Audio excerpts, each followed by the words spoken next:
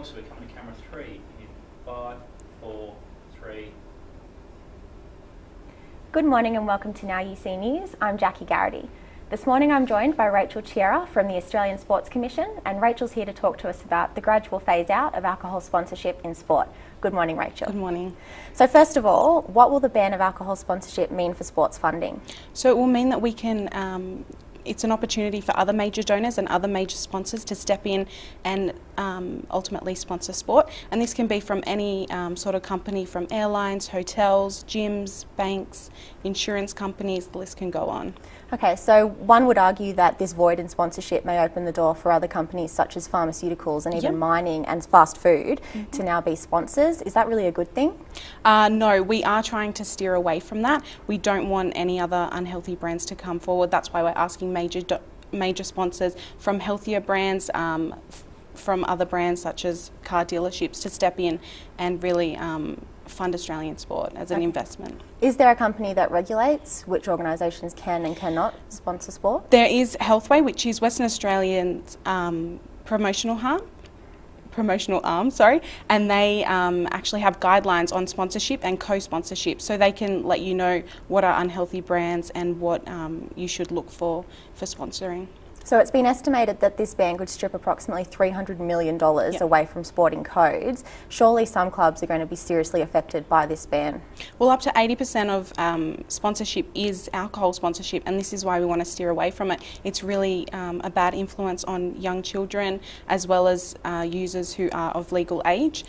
So we really want to steer away from that and find other sources of funding. And why is the ASC supporting the call? Well, the Australian Sports Commission is a statutory authority of the Australian Government, governed by a board of commissioners, and we are promoting health. We're trying to encourage participation in sport. We do have a program for promoting children in sport, and that's called Active After School Communities. So we encourage from the hours of 3 o'clock to 5:30 p.m.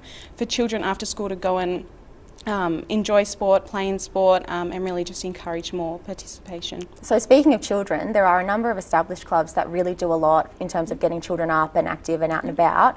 How will you ensure that children don't miss out on sporting opportunities? Well, we do provide funding as an investment in sport and Australian sport. We have actually allocated $23 million to Australian sport, and we're really for promoting healthy organisations and healthy sport. What have parents been saying about alcohol sponsorship in sport? Are they concerned for their children? They would be concerned. It is a growing concern in the community and the wider community. Australian sport is affected by alcohol, and we really want to steer clear of that. Okay, so speaking internationally now, a study published by the International Journal of Sports Sponsorship and Marketing in the UK has shown that there are no direct correlations between alcohol sponsorship and sport and attitudes to alcohol. What do you say to that?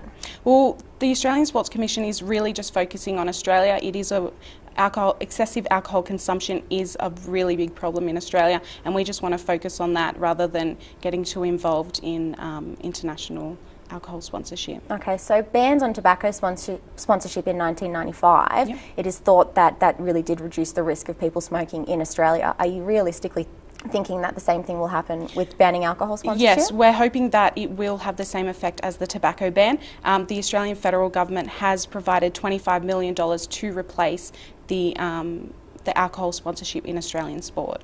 Okay.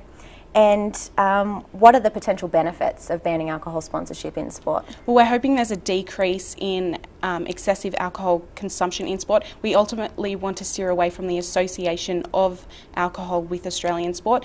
The Australian government has also put in $325 million. That's a record amount of funding for Australian sport for a program called the Pathway to Success, and that's really encouraging participation in sport Australia-wide. Okay, do you really think banning alcohol sponsorship in sport will curb these behaviours, or are they actually embedded in sports culture?